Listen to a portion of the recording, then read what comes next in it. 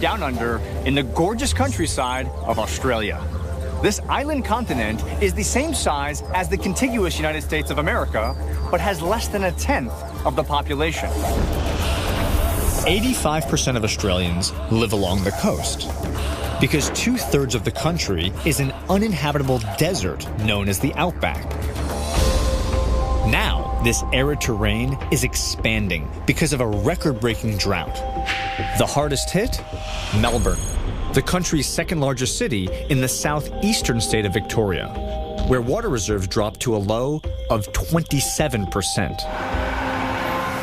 For a community who gets the majority of their water through rain-filled reservoirs, the past 14 years must have been incredibly frightening thinking about water security. It's not really about convenience even, it's about the lifeblood of a city. Absolutely.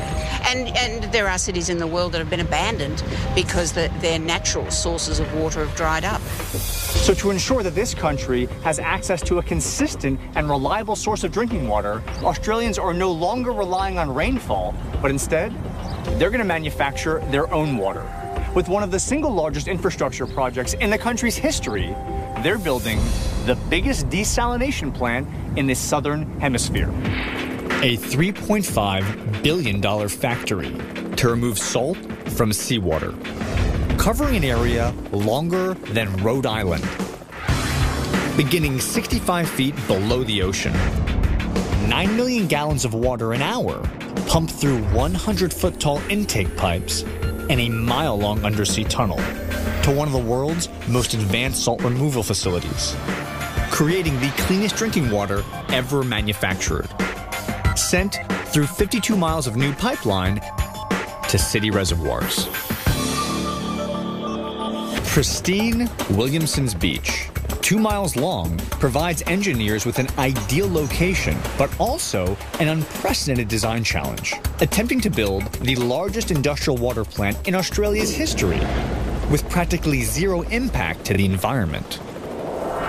And nowhere is that challenge more evident than aboard the Jack-Up barge, a mobile platform the size of 4 basketball courts. We're heading to the Jack-Up barge, where essentially the desalination project begins. From the barge, workers are installing the second of 2 10-story tall intake pipes called risers, placed in a hole drilled below the sea floor.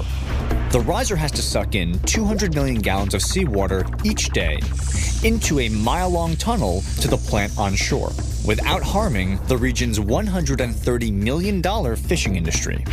All right, there's the barge. We're coming in right now. Beautiful landing, beautiful. Hello, sir. I'm Danny. Welcome aboard, Danny. Welcome to the Jack-Up barge 115. Tonight, what is happening here on the barge? Tonight, we're doing the completion of the hole number 2, and we're about to install the riser. Engineers have created one of the most low-impact water intake systems ever designed. While most desalination plants draw in water at high velocities through narrow pipes, here, those speeds would suck in thousands of creatures a day. So to prevent that, engineers are building risers bigger, 10 feet wide and 100 feet long, extracting more water while reducing intake speed by 75%, slow enough to allow fish to swim away. Crews just finished drilling the 80-foot deep hole for the second riser with one of the world's largest underwater drills.